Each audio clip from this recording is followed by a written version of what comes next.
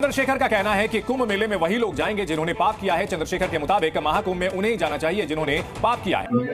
किसी को पाप धोने हैं, किसी ने पाप किया वो चला जाए। कोई बताता जो पाप करता है। आपने कोई भी पाप किया तो आप बता दो किसी को कि आपने पाप किए। अरे भाई, गंगा में डुबकी लेने से गरीबी दूर होती क्या? आपको खाना मिलता पेट को।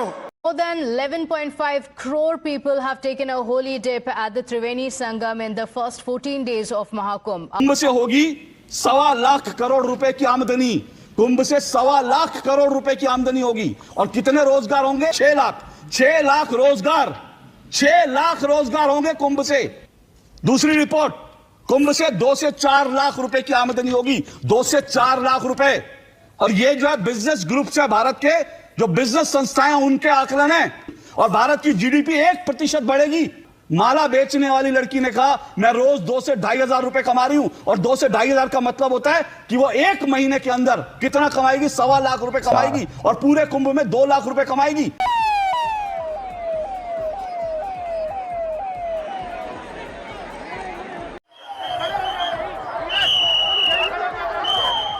ढेर हमने लाइव दे रखा है। टीवी1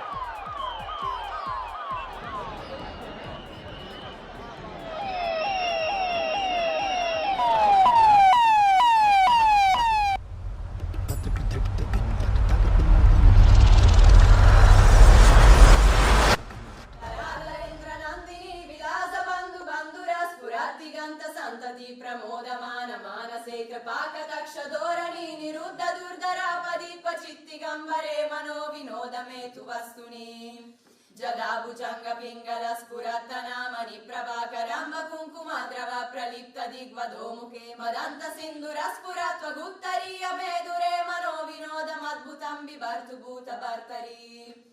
ओम नमः शिवाय। 1895 में प्रसिद्ध लेखक मार्क ट्वेन ने प्रयागराज कुंभ मेले का दौरा किया। अपनी यात्रा के दौरान उन्होंने लिखा, यह आश्चर्यजनक है, ऐसी आस्था की शक्ति जो वृद्धों और कमजोरों, बच्चों और दुर्बलों को बिना किसी शिकायत के अविश्वसनीय यात्रा करने और उस दौरान होने वाली तकलीफों को सहने की प्रेरणा देती है। भारत की भूमि जहां सभ्यताएं फली फूली और धर्मों ने आकार लिया, वहीं कुंभ मेले जैसे अद्वितीय पर्व का आयोजन होता है। ये दुनिया का सबसे बड़ा मानव समूह है। आस्था, आध्यात्म और अमरत्व की खोज का उत्सव। लेकिन इस पवित्र आयोजन के पीछे की कहानी क्या है? आइए समय और पौराणिक कथाओं और भक्ति के इस महापर्व की गहराइयों को समझने की यात्रा पर चलें।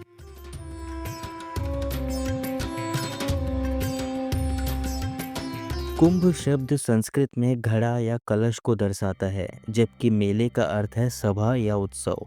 कुंभ मेले का अर्थ है अमृत कलश के चारों ओर आयोजित एक भव्य सभा। यह पर्व हर 6 से 12 वर्षों में मनाया जाता है और ज्योतिषीय गणनाओं के आधार पर आयोजित होता है।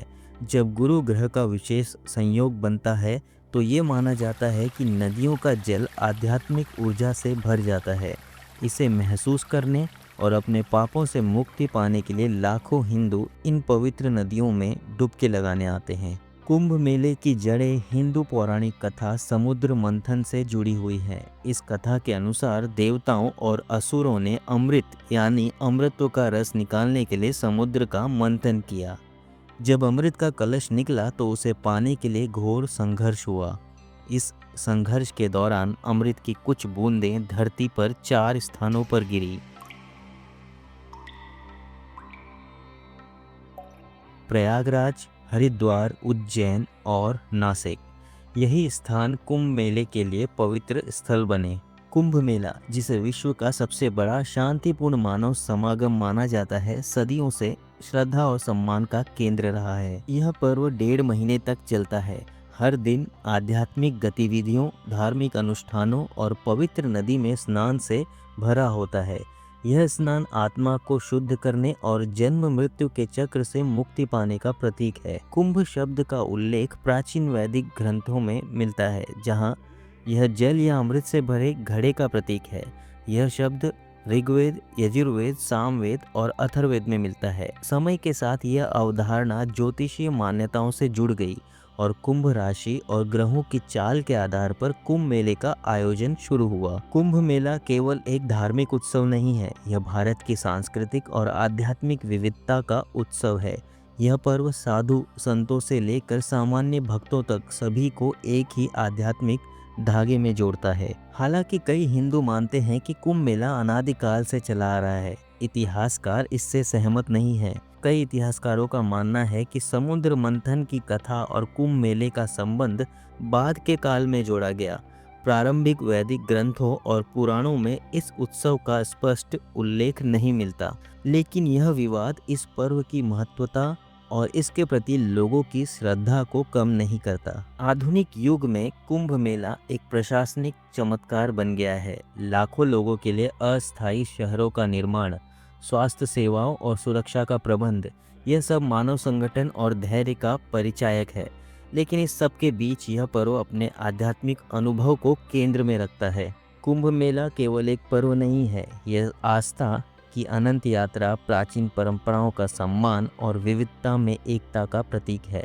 भारत की पवित्र नदियाँ जैसे अनवरत बहती हैं, वैसे ही कुंभ मेले की शाश्वत भावना पूरी दुनिया को प्रेरित करती है। प्रारंभिक वैदिक ग्रंथों और पुराणों में कुंभ मेले शब्द का कोई उल्लेख नहीं मिलता, परंतु स्नान पर्व, नदियों के संगम का महात्म्य और प्रयाग के पवित्र तीर्थस्थल का उल्लेख कई वैदिक और मध्यकालीन ग्रंथों में मिलता है। प्रयाग का महत्व प्रयाग महात्म्य जैसे ग्रंथों में वर्णित है। यह स्थान गंगा, यमुना और अदृश्य सरस्वती के संगम पर स्थित है और इसे तीर्थराज कहा गया है। मध्यकालीन ग्रंथों में प्रयाग को तीर्थयात्रियों, पुजारियों, व्यापारियों और भिक्षुओं से भरे हुए एक जीवंत स्थल के रूप में वर्णित किया गया है। मत्स्य पुराण के अध्याय 103 से 112 में प्रयाग के महत्व का वर्णन है। यह ग्रंथ तीर्थ यात्रा की परंपरा और स्नान के लाभों को विस्तृत रूप से बताते हैं। ये पाठ न केवल धार्मिक दृष्टिकोण से महत्वपूर्ण है, बल्कि यह भी दर्शाते हैं कि मध्यकाल में तीर्थ स्थलों का आर्थिक और सामाजिक महत्व कितना बड़ा था। मध्यकालीन युग के बाद कुंभ मेले की औपचारिकता का पहला बड़ा प्रयास ब्रिटिश शासन के दौरान देखा गया। 1870 में प्रयागराज में पहला कुंभ मेला ब्रिटिश प्रशासन की देखरेख में आयोजित किया गया। यह आयोजन न केवल धार्मिक महत्व रखता था, बल्कि प्रशासनिक दृष्टिकोण से भी चुनौतीपूर्ण था। ब्रिटिश अधिकारियों ने कुंभ मेले में भीड़ को व्यवस्थित करने, स्वच्छता बनाए रखने और कानून व्यवस्था की जिम्मेदारी उठाई। इस दौरान कुंभ मेला एक सांस्कृतिक और धार्मिक उत्सव से बढ़कर एक संगठित पर्व बन गया। 1796 में कैप्टन थॉमस हार्डविक ने हरिद्वार कुंभ मेले का विवरण प्रस्तुत किया। यह वर्णन बताता है कि कुंभ मेला एक सांस्कृतिक विरासत के रूप में उभर रहा था। कुंभ मेले की उत्पत्ति का सबसे प्राचीन केंद्र हरिद्वार को माना जाता है। यह नाम कुंभ यानी कुंभ राशि से जुड़ा हुआ है। प्राचीन ग्रंथों में हरिद्वार मेले के 12 वर्षीय चक्र का वर्णन मिलता है। यह वही समय है जब बृहस्पति ग्रह कुंभ राशि में प्रवेश करता है। मुगल काल के दौरान खुलासात तवारीख और चाहर गुलशन जैसी किताबों ने हरिद्वार कुंभ मेले का विस्तार से वर्णन किया।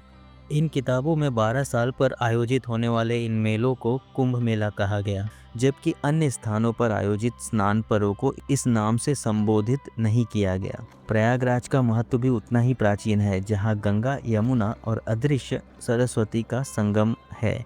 हालांकि कुंभ मेले के लिए प्रयागराज का पहला ऐतिहासिक संदर्भ 19वीं सदी में मिलता है। इससे पहले इसे सिर्फ स्नान पर्व या माघ मेला के नाम से जाना जाता था। 16वीं सदी में तुलसीदास की रामचरितमानस में माघ महीने में प्रयाग में आयोजित वार्षिक मेले का उल्लेख मिलता है। इसके अलावा अबुल फजल द्वारा रचित आईने अकबरी में भी 1590 के आसपास प्रयागराज मेले का उल्लेख है। इसे श्राइन का राजा कहा गया, जो हिंदू तीर्थ यात्रा का प्रमुख केंद्र था। तबका-ए-अकबरी में भी प्रयागराज संगम पर वार्षिक स्नान पर्व का उल्लेख है। यह दर्शाता है कि विभिन्न जातियों और वर्गों के लोग इस पर्व में भाग लेने के लिए देश के कोने कोने से आते थे। यहाँ की भीड़ इतनी अधिक होती थी कि आसपास के जंगल और मैदान भी इसे समेट नहीं पाते थे। नासिक और उज्जैन भी प्राचीन समय से स्नान मेलों के लिए प्रसिद्ध रहे हैं। यहाँ के मेले सिंहस्थ मेले के नाम से जाने जाते थे, जो 12 वर्षों के अंतराल पर बृहस्पति के सिंह राशि में प्रवेश करने पर आयोजित होते थे।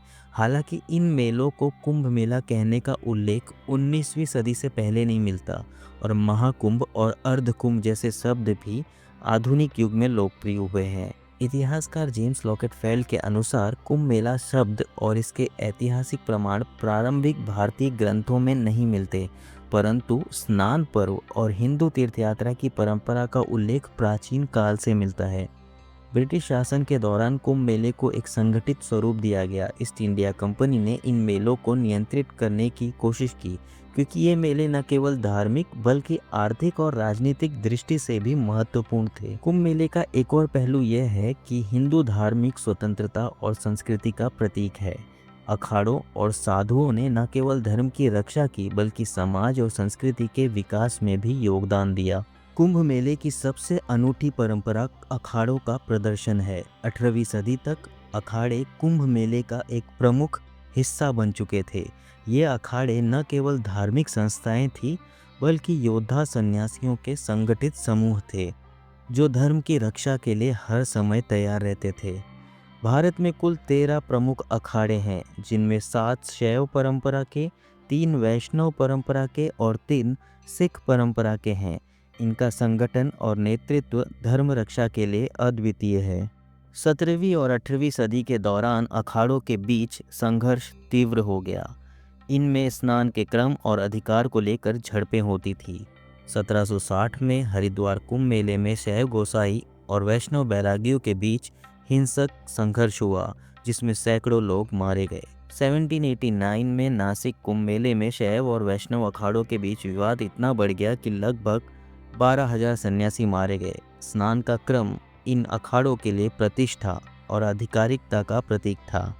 18वीं सदी के शुरू में इन अखाड़ों के बीच टकराव और कुंभ मेले के व्यापारिक महत्व ने ब्रिटिश इंडिया कंपनी का ध्यान आकर्षित किया।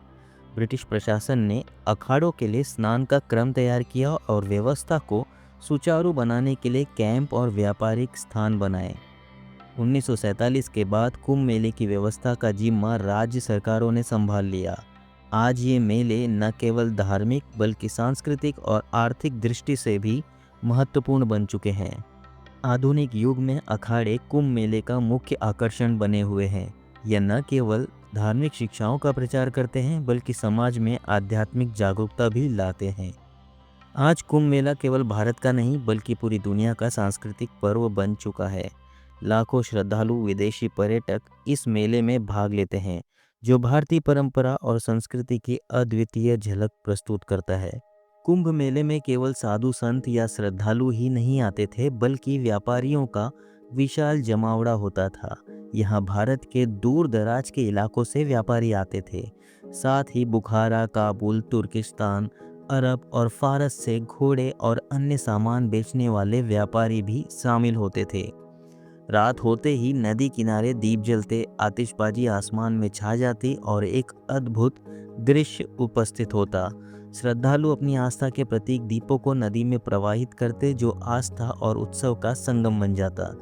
कॉलोनियल पीरियड में ईस्ट इंडिया कंपनी ने कुंभ मेले को राजस्व का साधन बना लिया।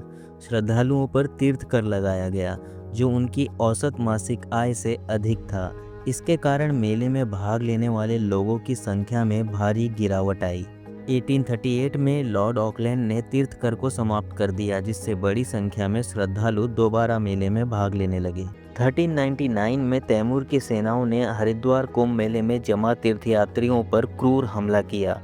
इस हत्याकांड में हजारों श्रद्धालु मारे गए। तैमूर के इतिहासकार शरफ अद-दीन अली यज़दी के अनुसार ये तीर्थयात्री गंगा नदी में स्नान, दान और मोक्ष की कामना लिए वहां इकट्ठा हुए थे। 1857 के भारतीय विद्रोह में कुंभ मेला एक धार्मिक आयोजन नहीं बल्कि विद्रोह और राजनीतिक प्रतिरोध का केंद्र बन गया। प्रयागवाल समुदाय ने न केवल ब्रिटिश शासन का विरोध किया बल्कि उनकी धार्मिक स्वतंत्रता पर हो रहे हमलों का भी कड़ा प्रतिरोध किया। विद्रोह के दौरान कर्नल नील ने प्रयाग वालों के क्षेत्र पर बमबारी की और उनके गांवों को तहस नहस कर दिया। विद्रोह के बाद ब्रिटिश अधिकारियों ने प्रयाग वालों को निशाना बनाया, कई को फांसी दी गई, जबकि अन्य की संपत्तियां जब्त कर ली गई। इसके बावजूद कुंभ मेला स्वतंत्रता आंदोलन और भारतीय अस्मिता का प्रतीक बना रहा। 1906 में प्रयागराज कुंभ मेले में सनातन धर्म सभा ने बनारस हिंदू विश्वविद्यालय की स्थापना का प्रस्ताव पारित किया। यह प्रस्ताव पंडित मदन मोहन मालवीय के नेतृत्व में आया। 1964 में हरिद्वार कुंभ मेले के दौरान विश्व हिंदू परिषद की स्थापना हुई। यह संगठन हिंदू धर्म के प्रचार और संरक्षण के लिए एक महत्वपूर्ण कदम था।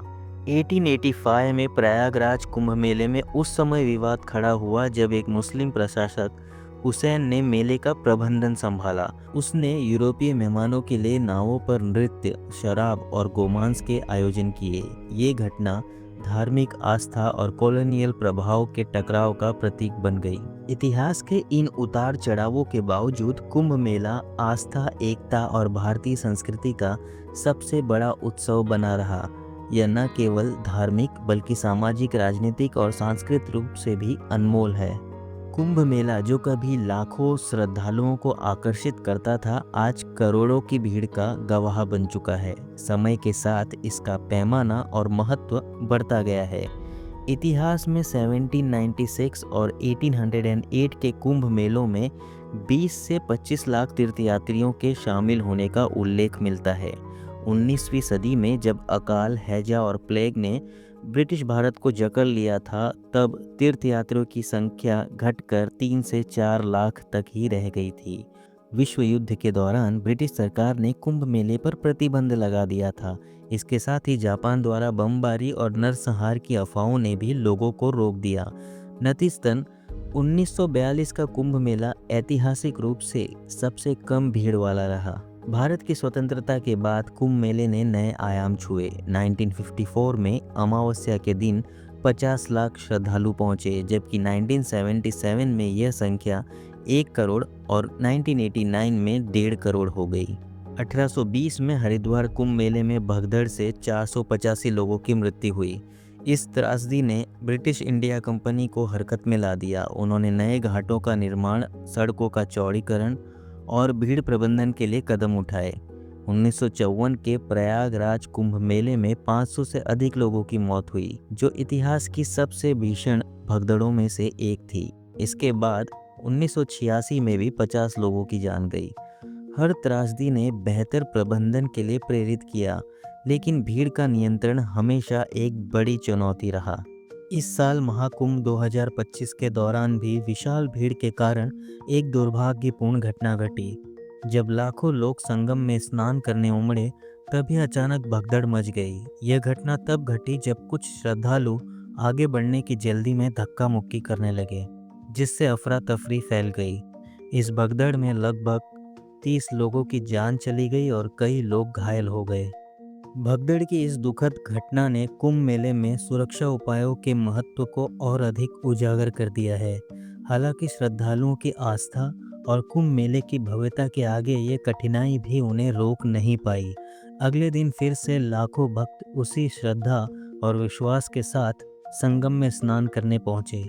ये दर्शाते हुए कि कुंभ मेला केवल एक आयोजन नहीं बल्कि सनातन संस्कृति की अविरल धारा है।